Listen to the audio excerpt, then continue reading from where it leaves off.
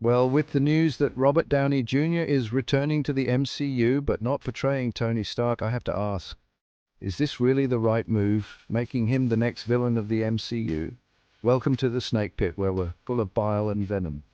I'm Snake Demon, and although I love the character of Doom, I want to talk about a missed opportunity for a break from the MCU's terrible track record with recent heroes, barring Deadpool and Wolverine. Disney, now please understand one thing. The MCU was a great idea.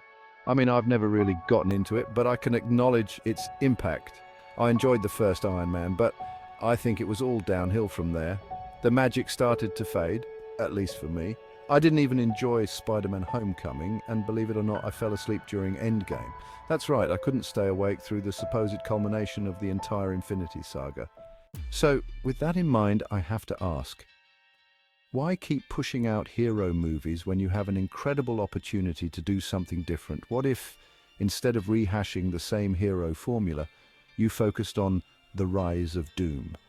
We've seen different eras explored throughout the MCU, from World War II with Captain America to the cosmic adventures of Guardians of the Galaxy.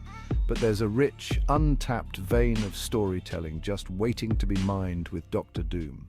Imagine starting in the aftermath of World War II, with Victor Von Doom's parents fleeing from the horrors of war, trying to find refuge in a new country only to live in poverty and hardship. As Victor grows up, he's not just some ordinary kid. He's brilliant, ambitious, and filled with the drive to be something more, perhaps inspired by the very same newspapers that celebrated Captain America. He sees the world not as it is, but as it could be under his rule. Picture this: a young Doom dabbling in mystic arts before Doctor Strange even steps onto the scene, discovering ancient tomes and forbidden knowledge.